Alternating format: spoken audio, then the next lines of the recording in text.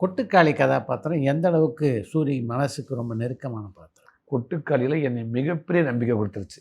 உன்னால் இன்னும் முடிஞ்ச அளவுக்கு எந்த இயக்குனருக்கு நல்ல கதைகள் எது வந்தாலும் நீ தைரியமாக நடி, யோசிக்காத உன்னால் முடியும்ன்ற சொல்லு அப்படின்னு கொட்டுக்காலும் எனக்கு அந்த நம்பிக்கை கொடுத்துருக்கு. அருமை.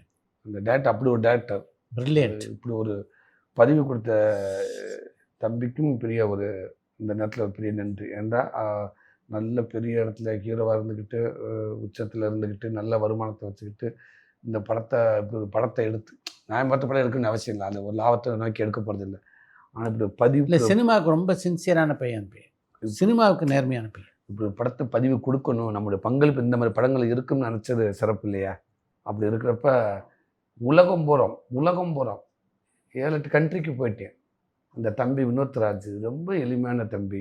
நான் எவ்வளோக்குள்ள கீழே கஷ்டப்பட்டு வந்தோன்னா அந்த வரிசையில் எனக்கு பின்னாடி உள்ள அவன் இருந்திருப்பானோன்னு தோணுச்சு எனக்கு. எங்கேயாவது நான் வரிசையில் நிற்கிறப்ப எனக்கு பின்னாடி அவன் இருந்திருப்பானோன்னு தோணுச்சு.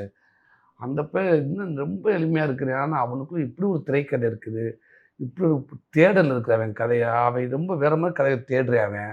அவன்ட்டு நான் உரிமையாக பேசுகிறேன், என் தம்பி மாதிரி தான். அவன் பதிவு பண்ணுற விதம், அவன் இந்த கேரக்டருக்கு அவன் பதிவு பண்ணுற விதம், இந்த கூழாங்கன்ற படத்தை பார்த்து நான்லாம் தூங்கவே இல்லை.